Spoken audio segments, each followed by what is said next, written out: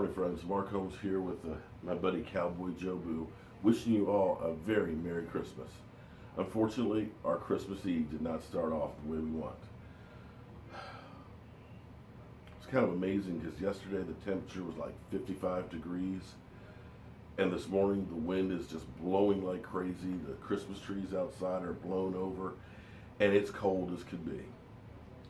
And I guess that's because really the season's over. Winter is here for our Dallas Cowboys.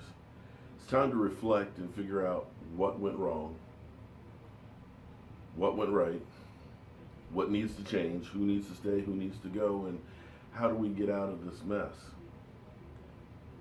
But it seems like year after year after year, we keep repeating the same thing. We are in Groundhog Day with this. And Jerry Jones is in complete denial. He still believes that, even though we may not win the games, we may make mistakes and stuff with coaching, we still have a good coaching staff. I'm trying to understand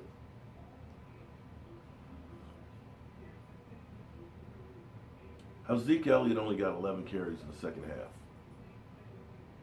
He had 24 carries, 97 yards. It's over 4 yards a carry.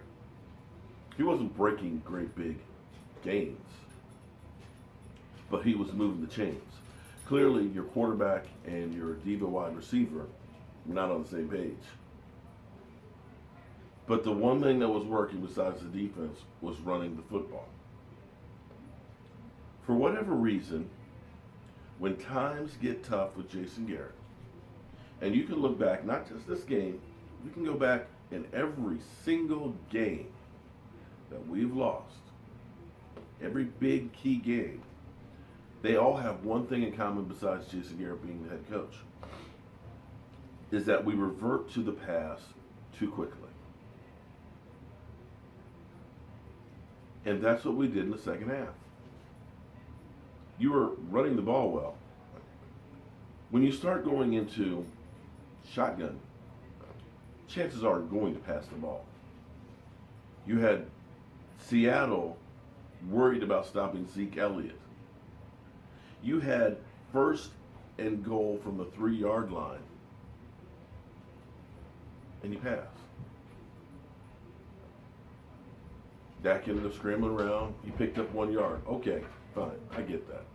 They stacked the box. But they'd been stacking the box all night and had yet really to stop it. Zeke Elliott had only 1 negative play all night. 2nd and goal from the 2. Try and pass again. Jason Witten holding call. Backs it up. 3rd and 12. Now you got to pass. Dak gets sacked. Now you're trying a long field goal.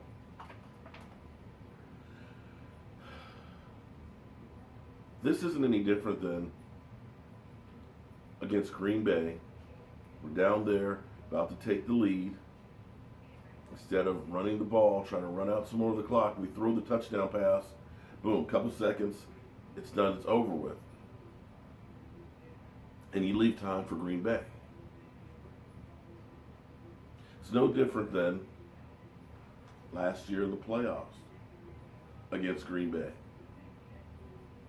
You go downfield, you get a 1st down on the 35-yard line. You spike the ball knowing you have a timeout. Then you proceed to throw and out to Cole Beasley for 3 yards, which only takes out 5 seconds off the clock. And then throw the ball again, which again stops the clock and kick a field goal. Yes, you got the score to take the lead, but you leave time on the clock.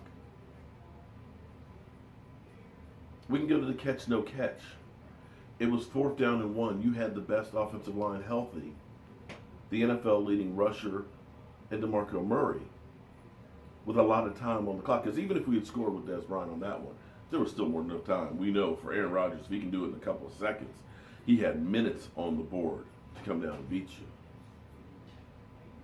I can look back at one of those 8-8 years where it was 4th down and 1.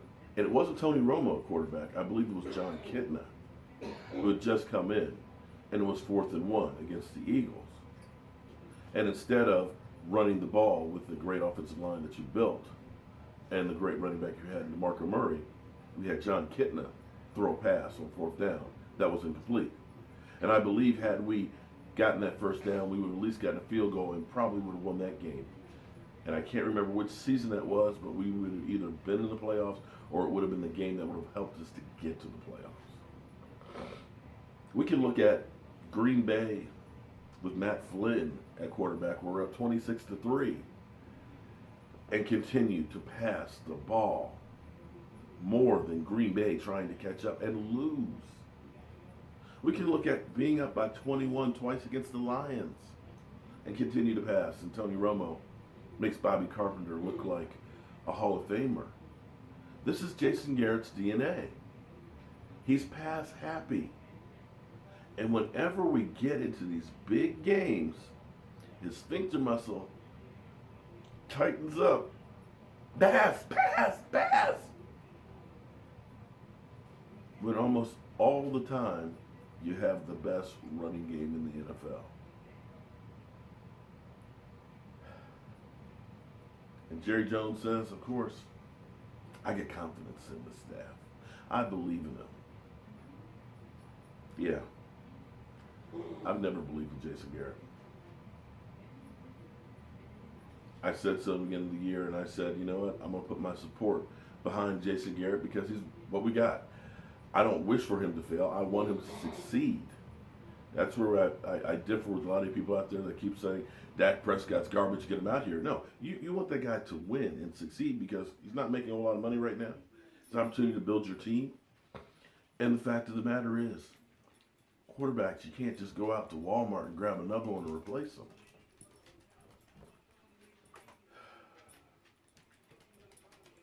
But this is getting hard every year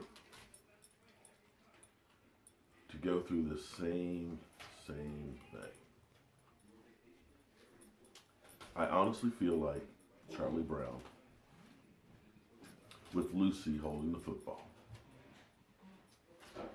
Every time you think you're going to kick it, Jerry Jones pulls that ball away from us to Jason Garrett. I hope everybody out there has a Merry Christmas. Jerry, I hope you think long and hard about your coaching. I'm telling you, Jerry, they're not NFL quality coaching staff. I'm Mark Holmes. This is Cowboy Jobu, and I'll see you guys soon.